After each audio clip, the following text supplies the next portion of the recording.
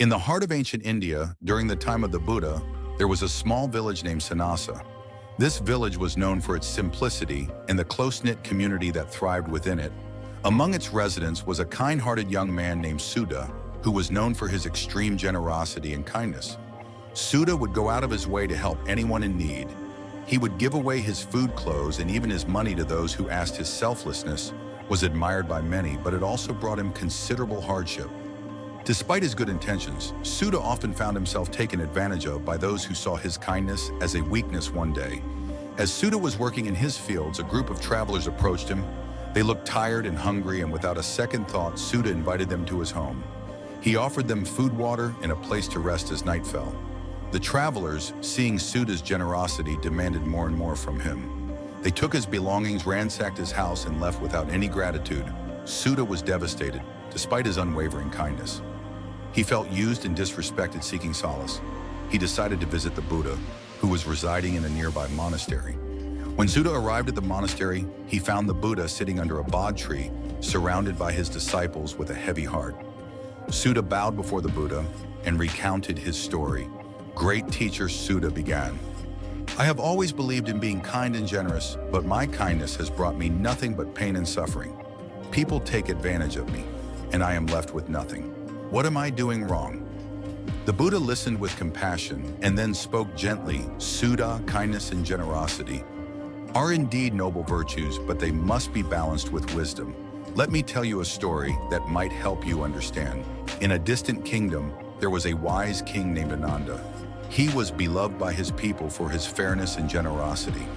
King Ananda had a beautiful garden that he cherished deeply. This garden was filled with rare flowers, fruits, and a small pond with crystal clear water. One day, a group of wandering monks came to the king's palace, seeing their state. The king invited them into his garden and offered them food and shelter. The monks were grateful and blessed the king for his generosity. As time passed, more and more travelers heard about the king's kindness and came to seek his help. King Ananda welcomed them all with open arms. However, not all travelers were sincere. Some of them began to take advantage of the king's generosity. They demanded more than they needed, destroyed the garden, and even polluted the pond. Despite the growing chaos, King Ananda continued to be kind and generous, hoping his actions would inspire others to be good, but the situation only worsened. The once beautiful garden turned into a desolate wasteland, and the king was left with nothing but regret. One evening, a wise sage visited the kingdom, seeing the state of the garden. And the king's distress, the sage approached King Ananda. "Great king," the sage said, "your heart is pure and your intentions are noble, but you have misunderstood the true essence of kindness. Kindness without wisdom can lead to suffering." The king, eager to learn, asked the sage to explain further. The sage smiled and said, "Kindness must be like a river flowing freely, but with boundaries it must nourish and give life. But it should not allow itself to be polluted. You must learn to say no when necessary and protect what is precious."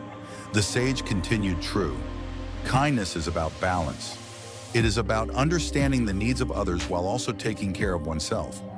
When you give too much without consideration, you deplete your own resources and harm yourself. Wisdom lies in knowing when to give and when to withhold." King Ananda realized his mistake. He began to rebuild his garden, setting boundaries and ensuring that only those who genuinely needed help received it. He learned to say no when necessary, and with time, the garden flourished once again, becoming a symbol of balanced kindness and wisdom. As the Buddha finished the story, he looked at Suda with gentle eyes. "Suda, like King Ananda, you must learn to balance your kindness with wisdom. It is important to help others, but it is equally important to protect yourself from those who seek to take advantage of your generosity." Suda pondered over the Buddha's words and asked, "But how can I know when to say no and when to give?" The Buddha replied, "It is a matter of mindfulness and discernment. Observe the intentions of those who seek your help. Genuine need is different from exploitation. Practice mindfulness to understand the difference. Use your intuition and do not be afraid to set boundaries. Remember, true kindness comes from a place of strength and wisdom." Suda felt a sense of relief wash over him. He thanked the Buddha for his guidance and returned to his village with a renewed perspective. He continued to be kind and generous, but with a newfound wisdom that allowed him to protect himself and help others more effectively in the earth.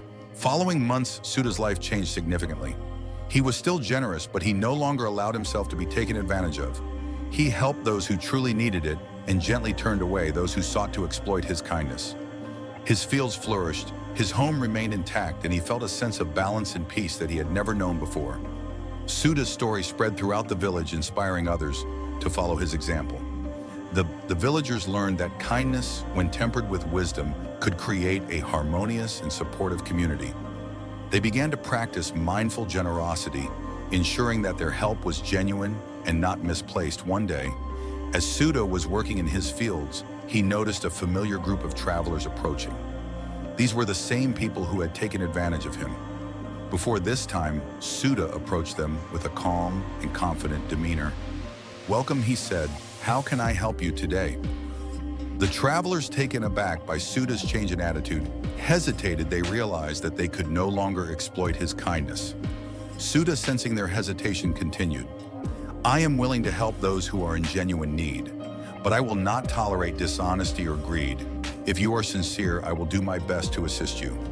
The travelers, ashamed of their previous actions, confessed their wrongdoings and apologized. Suda, seeing their genuine remorse, offered them food and water.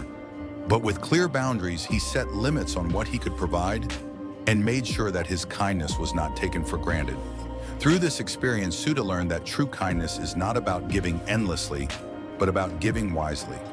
He understood that by setting boundaries, he could protect himself and still be of service to others. His kindness became a source of strength rather than a vulnerability. Morale of the story: kindness is a noble virtue, but it must be balanced with wisdom. Being too kind without setting boundaries can lead to exploitation and suffering. True kindness involves understanding the needs of others while also taking care of oneself. By practicing mindful generosity and setting clear boundaries, we can ensure that our kindness is genuine and sustainable in life. It is important to help others, but it is equally important to protect ourselves from those who seek to take advantage of our generosity. By balancing kindness with wisdom, we can create a harmonious and supportive community where everyone thrives. Thank you for watching. If you found this story inspiring and helpful, please give this video a thumbs up. Share it with your friends and family who might benefit from these teachings. Don't forget to leave a comment below with your thoughts or any personal experiences you'd like to share. And most importantly, subscribe to our channel for more life-changing stories and motivational content. Hit the bell icon so you never miss an update. Thank you for your support and see you in the next video.